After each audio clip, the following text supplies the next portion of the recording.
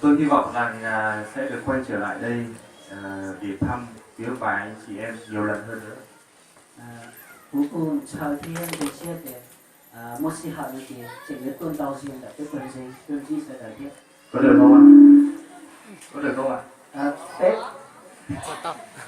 Buổi tối hôm nay tôi đến từ một nơi rất là xa và không nói nhiều, và tôi chỉ có 5 câu hỏi thôi cho phía và anh chị em. Có ít quá không ạ? Tôi khó chờ cái cần gầu tua nên chỉ mong nó cứ ấy họ sẽ tiến hành thiết thì cũng chỉ muốn đã trên tàu thì cũng mua chỉ là lòng cho bé cho chúng tôi để nó. Phía và anh chị muốn là tôi sẽ hỏi câu hỏi dễ hay là câu hỏi khó? Dễ à? Nhưng mà khó thì mới có phần thưởng. Dễ thì ai cũng biết rồi, có không ạ? Muốn dễ hay là khó? Cả hai. Người muốn dễ, người muốn khó. Rồi thì mình sẽ hỏi câu hỏi dễ đi.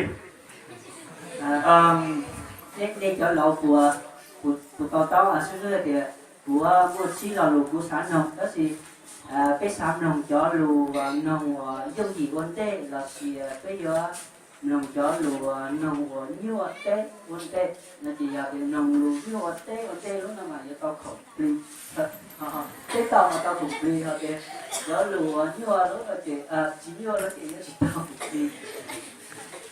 Câu hỏi thứ nhất đó là tại sao năm nay lại là năm 2016?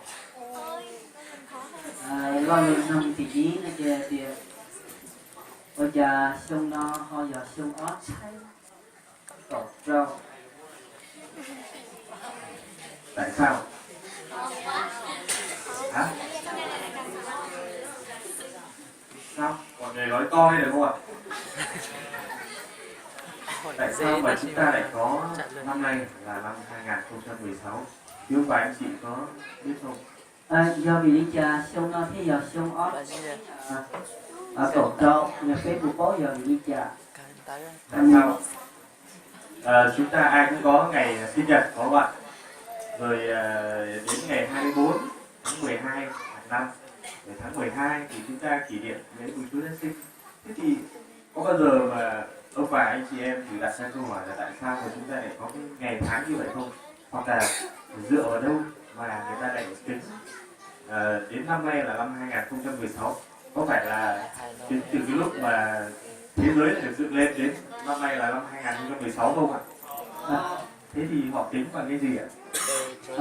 Bé ở đây do đó là gì bé cũng muốn nó dù Tính bằng cái gì ạ?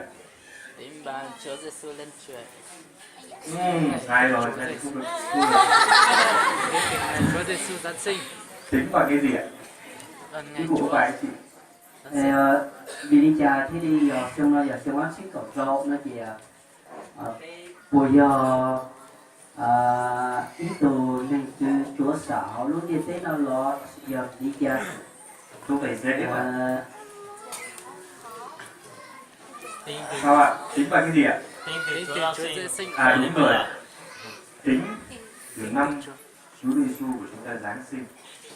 Và người ta bắt đầu tính cái mốc năm Chúa Giáng sinh đến bây giờ. Năm nay là năm 2016, có nghĩa là Chúa Giêsu của chúng ta đã Giáng sinh được 2016 năm. lớp xà giờ bé lo được bé là nó giờ bé xà họ chưa sử dụng lo chỉ cái xem mà chưa sử dụng lo cho nên nó bị nào nó thì giờ ăn thấy là tọt đâu xong rồi nè để xả họ chưa sử dụng. Từ khi trước năm Chúa Giêsu Giáng sinh trở về trước thì người ta gọi là gì ạ? Trước công nguyên. Sai rồi. Là trước công nguyên. Trong tiếng Anh thì gọi là before Christ, có nghĩa là trước Chúa. Và kể từ năm Chúa Giêsu Giáng sinh trở về đây thì gọi là sau công nguyên.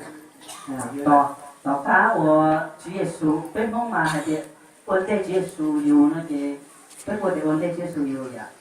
Tỏ cá Chúa Giêsu yêu nó thì bên vấn đề tỏ cá Chúa Giêsu yêu đó thì họ lùi nhá là thì đi chỉ tới đi kiến trình nó chỉ là khu trước công nguyên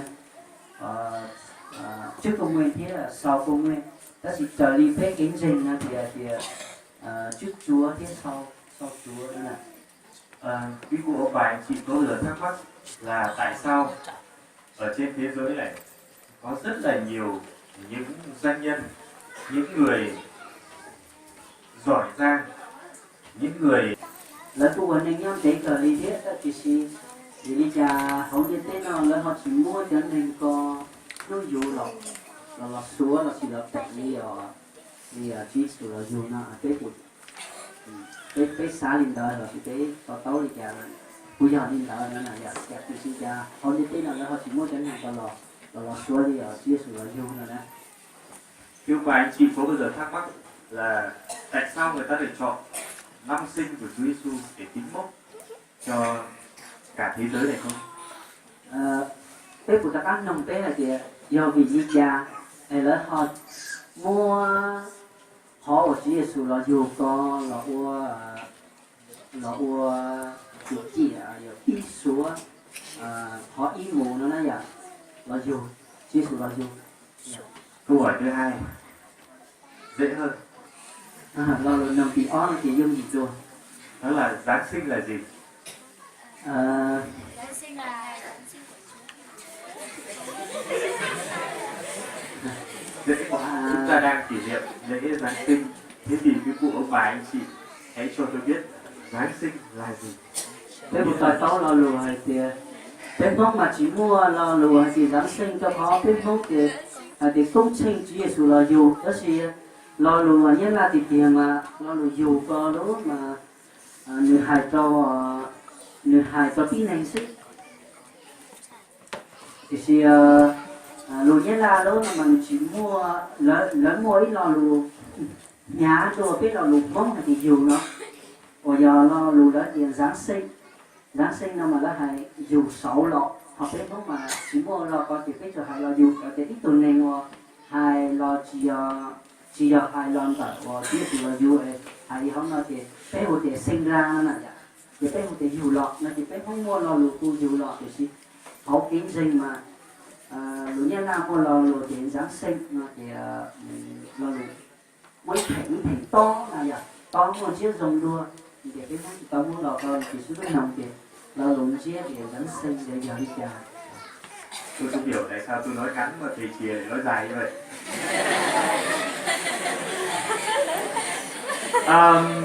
Chúng ta quay trở lại nói Giáng sinh là gì ạ?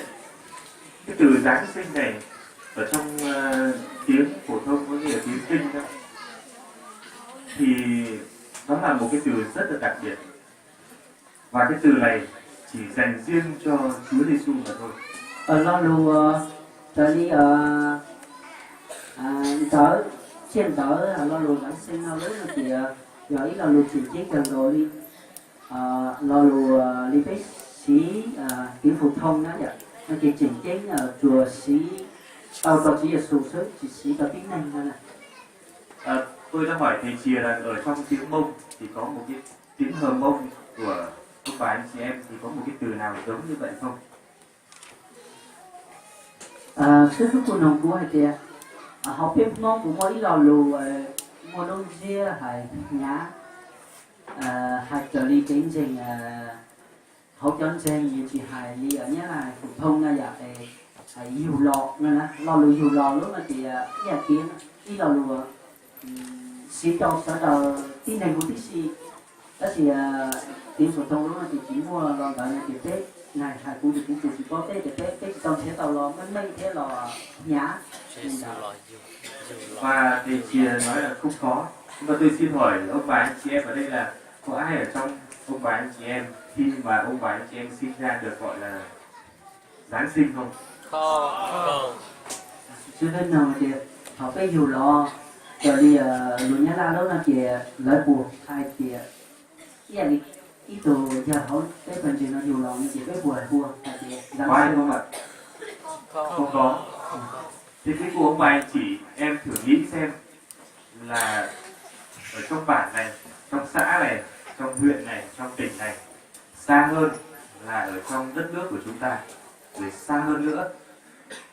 Quý cụ ông bà anh chị có bao giờ được nghe hoặc là được xem ở trên TV thấy là cái từ Giáng sinh thì được dùng cho ai ngoài Chúa Giêsu không? Không.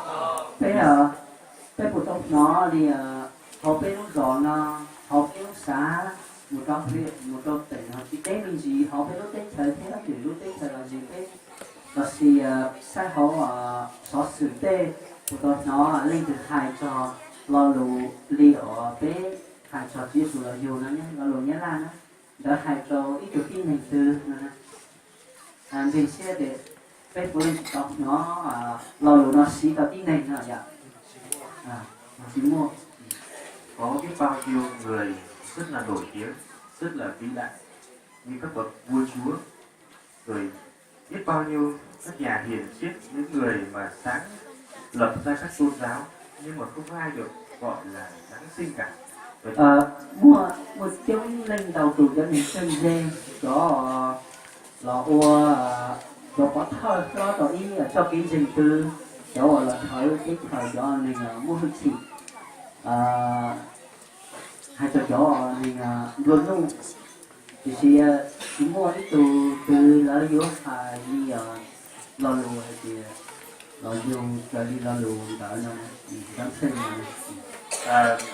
Cái từ Giáng sinh thì đó là một cái từ ghép Hán Việt, chúng ta vay mượn từ trong tiếng của Trung Quốc, và nó có nghĩa rất là đơn giản. Giáng sinh có nghĩa là gì ạ?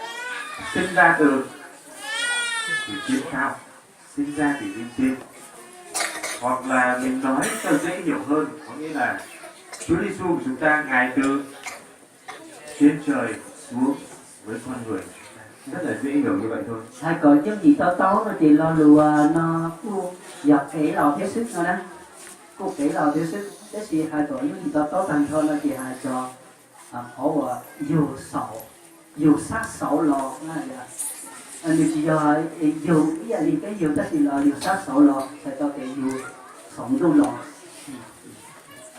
Và chúng ta biết rằng Đức Chúa Giêsu của chúng ta ngài chính là Đức Chúa Trời toàn năng. Thầy tao phải tìm Chúa Giêsu giờ và Chúa giờ của mỗi chỉ lo cần chính ngài đã tạo dựng lên cái vũ trụ của chúng ta, và chính ngài cũng đã tạo dựng nên con người chúng ta một cách hết sức là đặc biệt.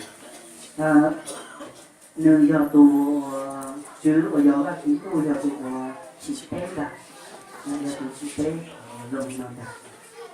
Thưa quý cụ ông bà anh chị, ở trong muôn loài vạn vật mà Chúa đã dựng lên, Thiên Chúa đã tạo dựng lên, thì con người của chúng ta là một cái thọ vật được Chúa ngài yêu thương và dựng lên một cách hoàn hảo. Và trong Kinh Thánh nói rằng cứ để dựng lên ngoài người giống ai ạ? Giống như Chúa.